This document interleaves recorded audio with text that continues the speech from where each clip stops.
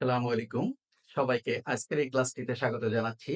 আজকে আমরা right from ভার্সের একটি প্যাসেজ সলভ করব। যে প্যাসেজটি ২০২২ সালে যশোর বোর্ডে এসেছে। তো আসলে আমরা প্যাসেজটি সলভ করি। স্ক্রিনে তোমরা দেখতে পাচ্ছ লেখা আছে, "Would you mind receive my letter?" তো এখানে ১ম যে জ্ঞাটি রয়েছে সেখানে ব্র্যাকেটে আছে রিসিভ। আমরা খুব সহজ একটি নিয়ম জানি যে ওডিও মাইন্ড এর পরে ব্র্যাকেটে ভার্ব থাকলে আইএনজি যোগ করতে হয়।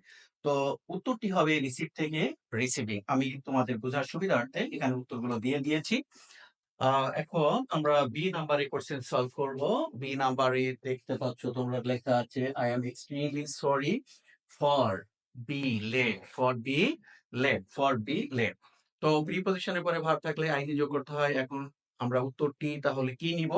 বি থেকে বিং নিব। কি থেকে নিব? কি নিব? বিং নিব। তো এখানে দেখতে পাচ্ছ বিং লেখা আছে।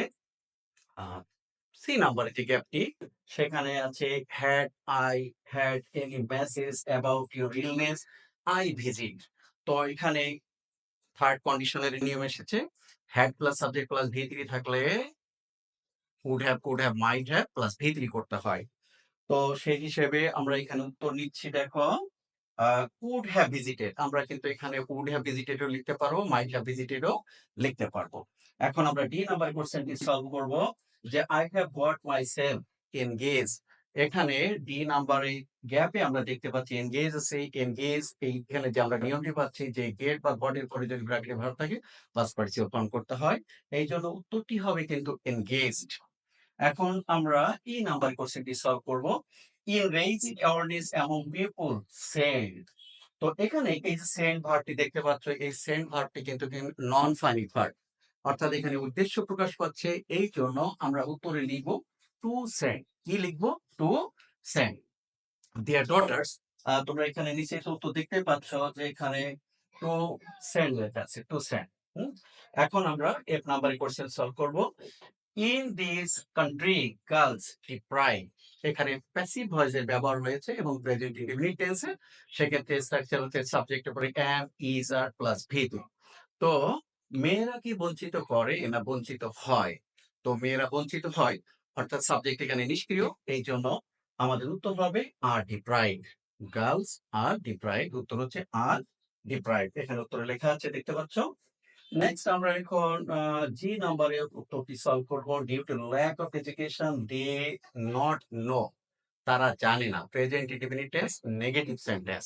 স্ট্রাকচার হচ্ছে do not plus V one, do not plus V one, অথবা does not plus V one হতে পারে। কিন্তু এখানে যেহেতু সাবজেক্টটি প্লুরাল এই জন্য do not plus V one হবে। তারা জানে না, they don't know, they don't know. এখন আমরা এইচ নাম্বারে ক্যালকুলেট সলভ করব। হোয়াট দে নিড, অর্থাৎ তাদের কি প্রয়োজন। এটাও present indefinite tense structure, subject plus V one. তারা জানে না, দে ডোন্ট, তাদের কি প্রয়োজন, হোয়াট দে নিড। তাহলে এখানে উত্তরে তোমরা দেখতে পাচ্ছ যে এইচ নাম্বারে নিড লেখা আছে। এখন আমরা আই নাম্বারের কোশ্চেনটি সলভ করব। ফর ইয়ার্স, বছরের পর বছর, অর্থাৎ এখানে প্রেজেন্ট পারফেক্ট টেন্সের ব্যবহার হয়েছে। আচ্ছা, দে নেগলেক্ট, অর্থাৎ মেয়েরা কি বঞ্চিত করে না বঞ্চিত হয়, অর্থাৎ বঞ্চিত হয়েছে, তারা বঞ্চিত হয়েছে। এই জন্য এটাও প্যাসিভ ভয়েস, সাবজেক্ট এখানে নিষ্ক্রিয়। এই জন্য আমাদের উত্তর হবে they have been neglected, they have been neglected. এই প্যাসেজটিতে কিন্তু মাত্র ৯টি গ্যাপ রয়েছে। তো এই জন্য আমরা এখানে ৯টি সলভ করলাম। তো যে নাম্বারে কোশ্চেনটি কিন্তু এখানে নেই। তো এই হচ্ছে আজকের এই ক্লাস। তো আশা করি তোমরা সবাই বুঝতে পেরেছো। সবাইকে ধন্যবাদ।